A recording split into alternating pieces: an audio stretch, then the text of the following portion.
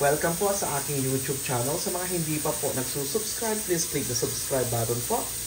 At huwag kalimutang i-click ang notification bell para ma-update po tayo sa mga new upload videos. Ayan po, today po ay magluluto po tayo ng adobong baka.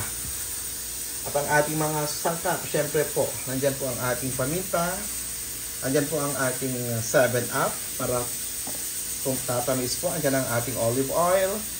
Andito po din po ang ating seasoning calamansi. Siyempre, andito ang ating oyster sauce, ang ating soy sauce. At lalagyan ko rin siya ng konting oregano leaves po. At siyempre, nandan ang ating bawang, sibuyas, luya. Mayroon tayong magic sarap. Andito din po ang ating kamote po ang ating gagamitin po. Instead of potato, ayan po. Sweet potato po ang ating gagamitin. At syempre po, andyan din po ang ating bell pepper. Ayan.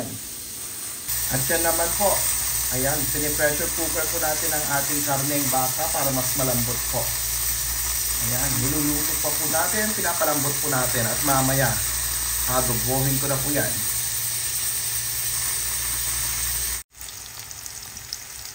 Ayan na po, ginigisa po natin ang ating bawang, sibuyas at ang ating luya.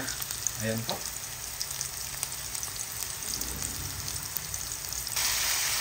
At yan po, sinunod ko na rin ang ating pinalambot na karne po ng baka.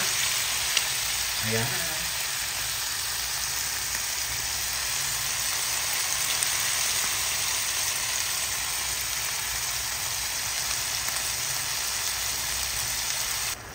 At yan na po, nilagay ko po yung natirang pinaglagaan ko. Ayan.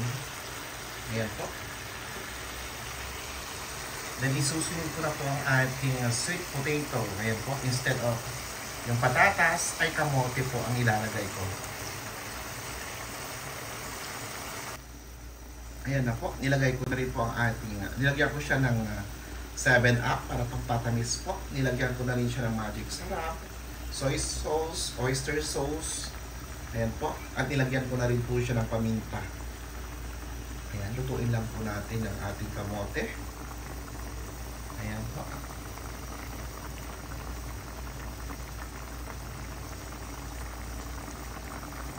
Ayan, bumula-bula dahil po sa 7-Up.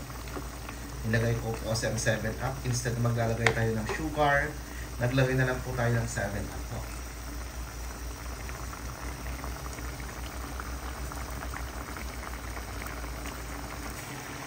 Ayan po.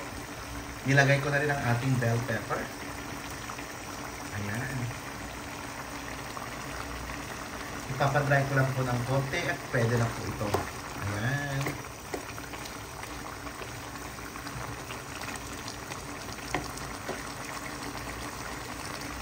At lalagyan po natin ng konting seasoning po. Ang ating calamansi seasoning.